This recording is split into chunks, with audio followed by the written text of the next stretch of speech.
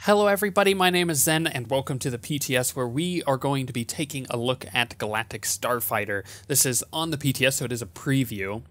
If there are any bugs or anything that we run into, it is because of that. However, from what I've experienced thus far, it is fairly smooth and bug-free, and if you want to play it, it is on the PTS for this weekend and next weekend, which is quite awesome. So you can get a little bit of a preview, and it allows you to get an idea of what you should be playing in Galactic Starfighter, and I'll talk about that in a second. But first thing is to open up the window, and that is hitting H once you're in the game.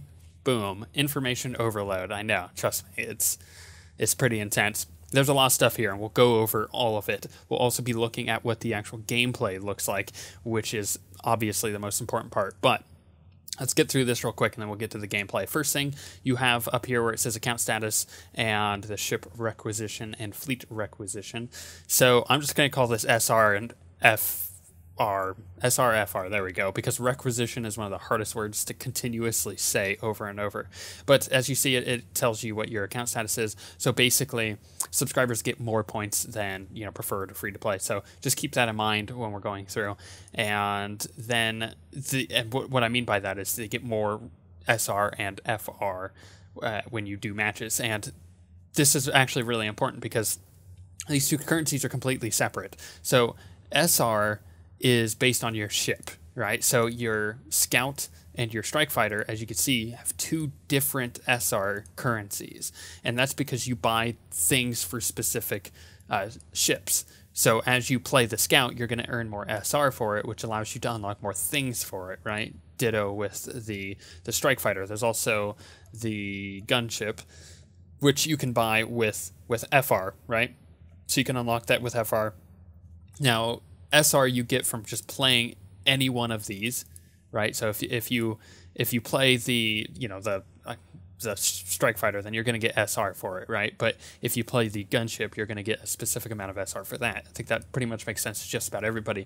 FR, on the other hand, is just a general thing that you get whenever you're playing. So it's more of a general currency, which allows you to unlock things like these other ships and some of the cosmetic stuff. But we'll get into that. So let's go through the ships here, because go from left to right on these tabs.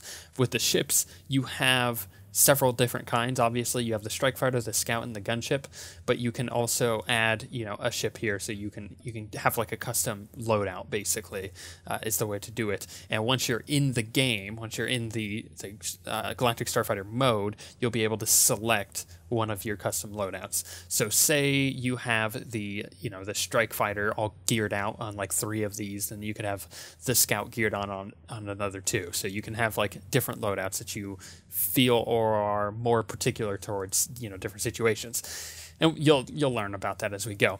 So you have these different ships. Obviously, as I said, you purchase them with FR. Next is the components. Now, this is probably one of the cooler parts of Galactic Starfighter. So you are able to choose different components of your ships. So say like your primary weapons, the rapid fire laser cannon for the strike fighter to begin with, and you spend SR on it. This is really confusing, I know. You spend SR on it in order to unlock different ones. So say I wanted to unlock the ion cannon, I would have to spend 2,000 SR. Same with the quad laser, which is what I'm saving up for because it is freaking awesome.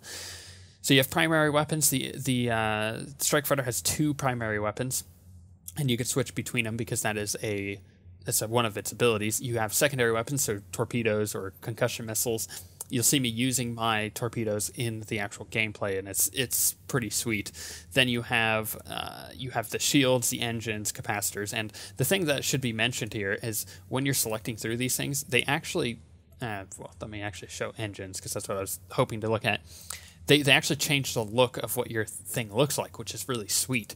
It's surprisingly different than a lot of other space fighters out there. Some space fighters, such as, I don't know, just pick one that's come out in the past couple of years. I know they've all pretty much sucked, but pick one.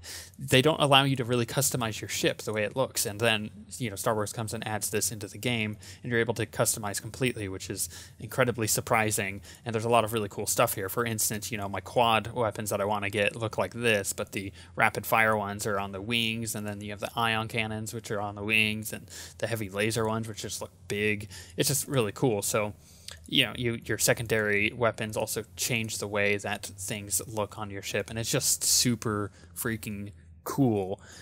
Then you have minor components like capacitors, so such as like weapon, fire rate.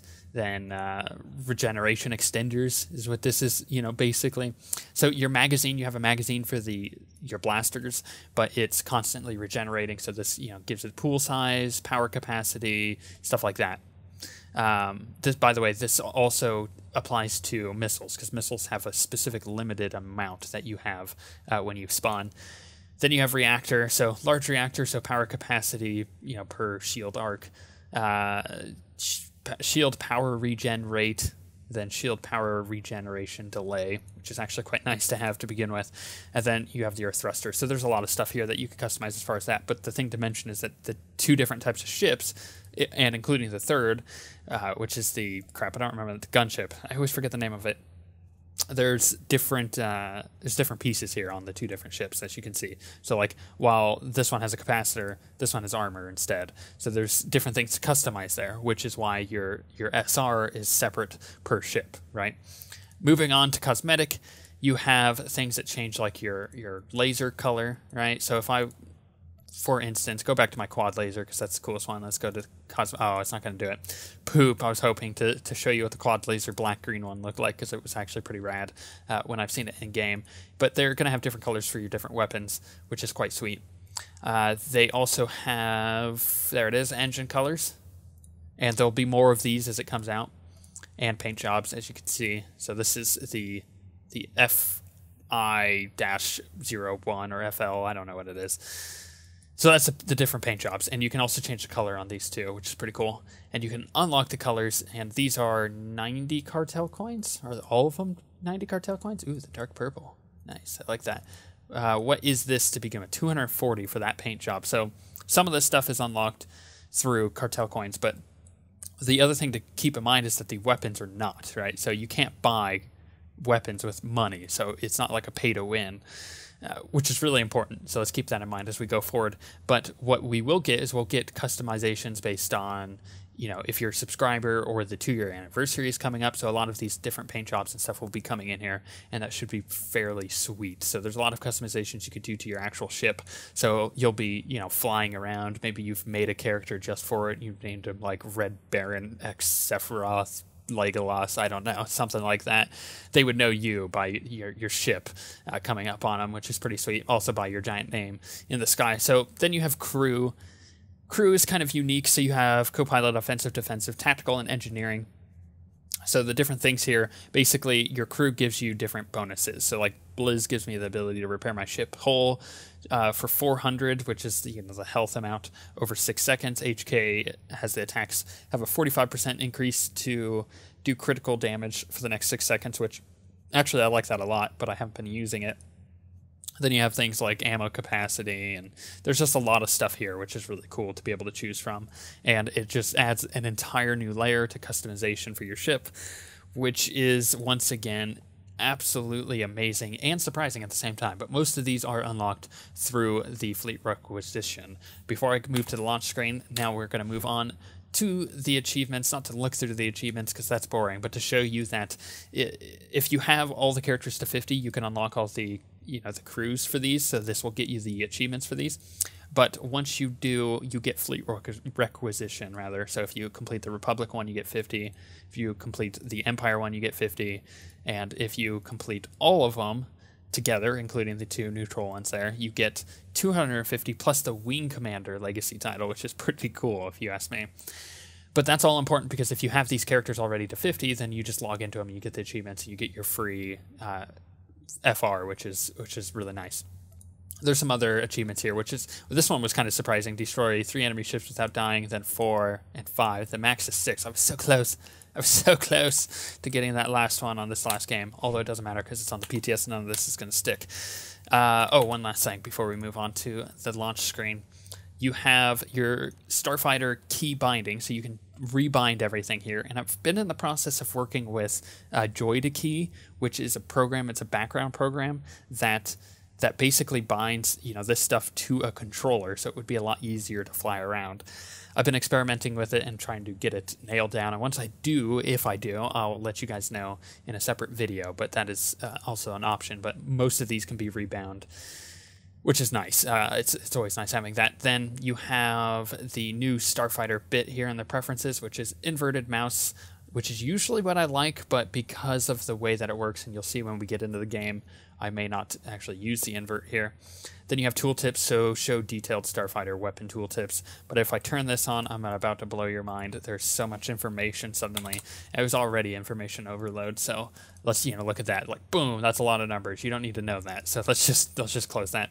Okay, so on the launch screen, it shows you your current information for each of your ships as you select them. Now, this isn't selecting the ship that you're going to go in with, because when you go in, there will be a window that you actually select one of your loadouts through, as I said earlier. You can see all the abilities here, so you can change out, passive abilities, or not passive abilities, but active abilities through your crew and all that, which is really cool. And then you can see all the stats of stuff over here. And then you have group battle and normal battle, which is to be expected. There is also a tutorial, but I'm not going to show you that. Instead, we're going to hop right into the actual game and show you what it is like and how it plays, and give you some tips of what of the stuff that I've learned whilst playing. So before we get started, I do need to mention that this is all pre-recorded footage because I can't commentate and play at the same time. It is actually quite difficult. It's kind of mind-blowing. You'll see what I mean. But on that note, let's get started. So there's quite a few things here.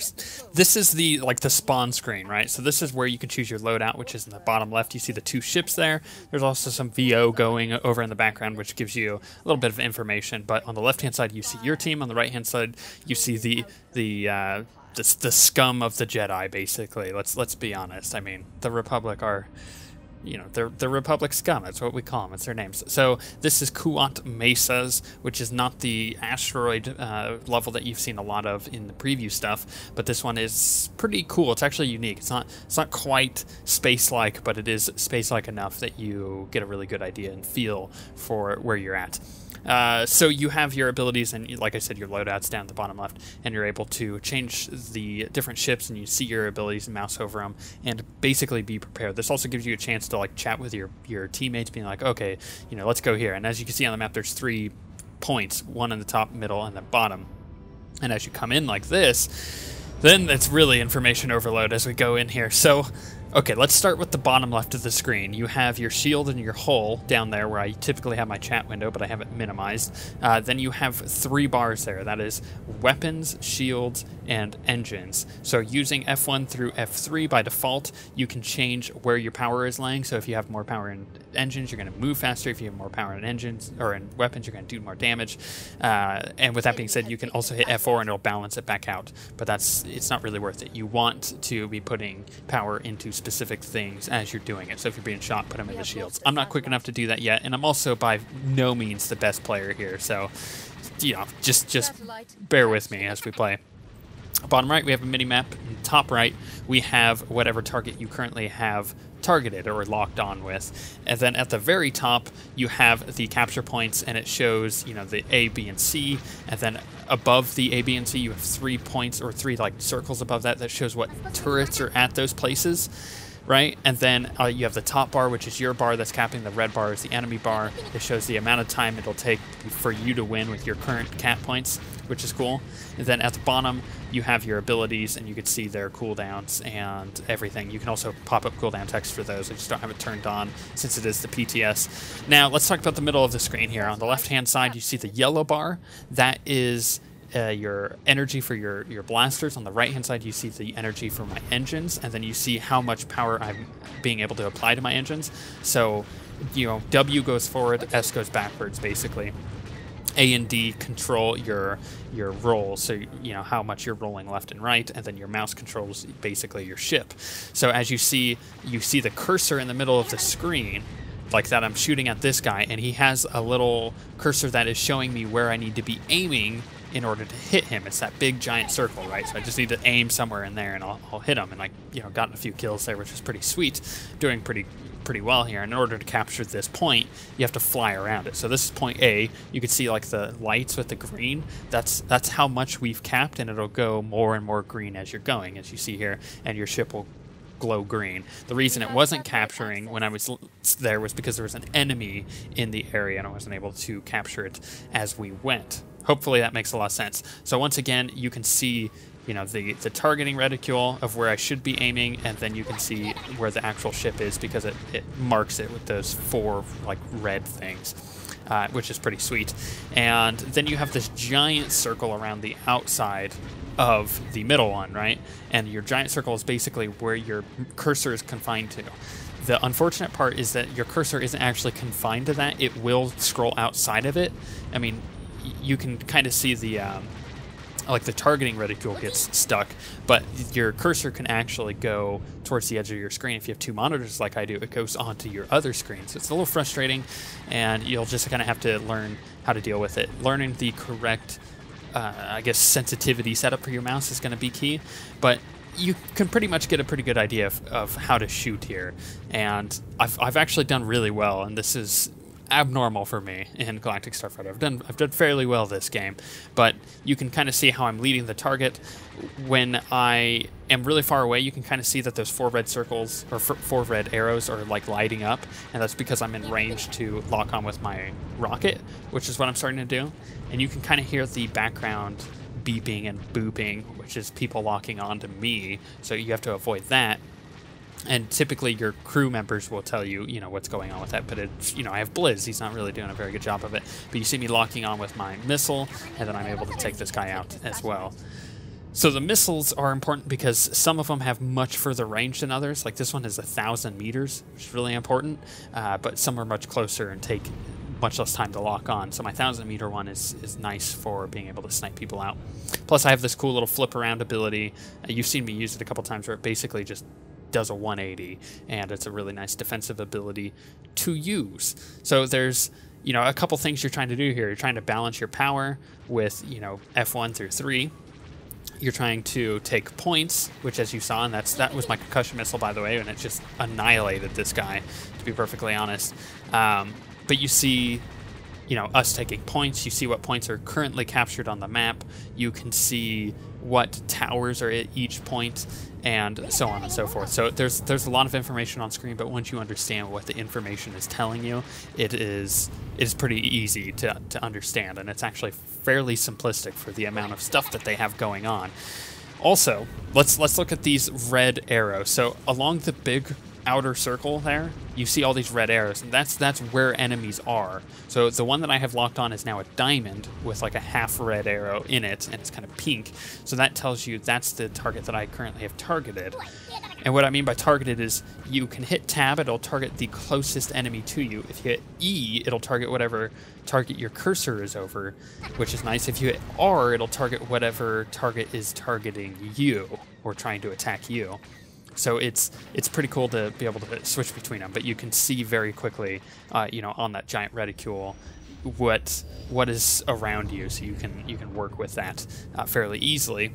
And as we progress, this game is pretty close thus far, but I've spent most of my time at A, and I will move over to B here shortly and show you what B looks like. But C at the top is fairly similar to this area. There are giant mining lasers that if you drive through, they will kill you instantly, which is a little funny. And if you hit things, it'll also kill you. There are angles that you can hit things, like terrain, that will make you bounce off, and you'll just go very low on HP. You won't actually die. So, you know, don't try to hit things. As you saw, that's how I died, is I used the third ability on my bar there, which flips me around as a 180. But the problem with that is I then, you know, ran into something because something was behind me when I did my 180. So let's go into the middle of the map here. There's a lot more complexity here. There's a ton of like scaffolding and stuff that you have to fly between and not hit. So not hitting things, as I was talking about just a second ago, is really important here. But it also allows you to ditch targets. Like this guy does a very good job of making it so I just can't quite kill him. I have a hard time targeting the little reticule that it gives you anyways. A lot of that is mouse sensitivity. Like my mouse is pretty low sensitivity, and this is even much for me. It was even worse at the Cantina event when we went to San Francisco, because it just would fly to the edge of the giant circle. So my ship was just going all over the place, and it was terrible. So I would suggest using a lower sensitivity if you have issues aiming. It'll help out a lot. But my little heal ability does a very good job of keeping me alive in these situations. And as you see here, it's a little strategy that I've kind of figured out on my own. I haven't learned this from anybody, but I'm sure other people do it. I'm low on HP, so I'm just going to fly around B. And as you see at the top of the screen, B is trying to capture, but I don't have the green thing around me, right? So it's not showing me that I'm capturing it. What this means is that there are enemies nearby, so I'm kind of killing two birds with one stone. I'm waiting for my heal to come back off cooldown, so I'm able to, you know, heal up and get back into battle. But what else I'm doing here is I'm keeping them from capturing B and getting more turrets up. So I'm waiting for their guys to fly away so I can capture B, and that way, you know, to try to save the game. Because at this point we're losing. It's not a close game anymore. I mean, it's still fairly close, but it's not close enough that we're like, you know, any little thing could make the game be completely thrown for the other team, which would suck, in order to lose in such a tight situation, which we lost earlier by 2 points, and that was one of those, like, it was such a close game. But as you see, the enemies got far enough away, and therefore I'm able to capture it down. I'm able to neutralize it. It's no longer there, so they're not gaining the points for it anymore. Now, in a lot of situations like this, if you were playing on a team, then you would be able to communicate with the other guys, like, hey, get the enemies off of B so I can finish capturing this, and then, you know, speed up our capture, and we can win this still. Or you could communicate with the other guys and tell them, like, hey, maybe go to C and draw some attention over to C so we can finish capturing B, or while they're distracted here at B, go get C. Because we've had A this entire game. It's not really a huge problem for us. So there's a lot of strategy that comes involved here. And I would say there's more strategic depth in Galactic Starfighter than there is in an actual PvP battleground and arena. There's just so much more here, in my opinion. It's more difficult. Now, once again, this is my opinion because I'm not very good at it, but to me it's more difficult, and to me it is a lot more fun than normal battlegrounds. I don't know how many of you are going to agree with that or disagree with that, but for the most part, I suggest that you guys should try it out for yourselves, because it'll make a pretty big difference in the way you think about it when you actually sit down and play it.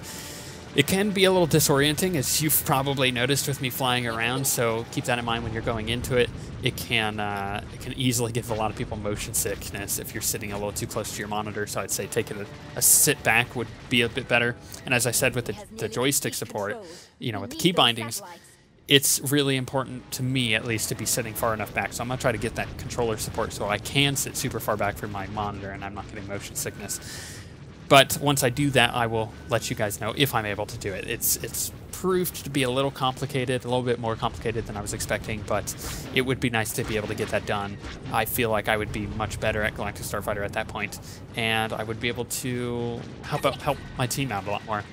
With that being said, though, I really want to get like an organized team together with the guild and be able to, you know, do this competitively, because I think this is such a cool concept. It's such a huge departure from the original game that it is just a lot of fun to go and do. I would love to see PvE stuff in the future with this, like maybe you have to fight your way through an enemy fleet to get onto a planet in the future. Like, that would be really cool, but I wouldn't expect that. You know, it's just one of those suggestions that I would like to see them implement. But overall, the entire thing is incredibly tight, is incredibly well implemented. It is incredibly fun, and I think that's the most important part, let's be honest.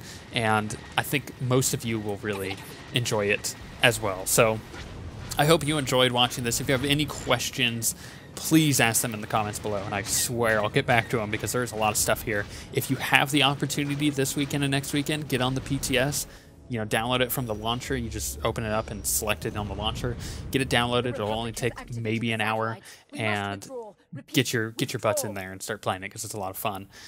But as you see, those are the achievements I showed you earlier that I got. It was really fun. You can see I didn't do too bad on the score, but I didn't do that great either. However, on that note, we shall see you guys next time.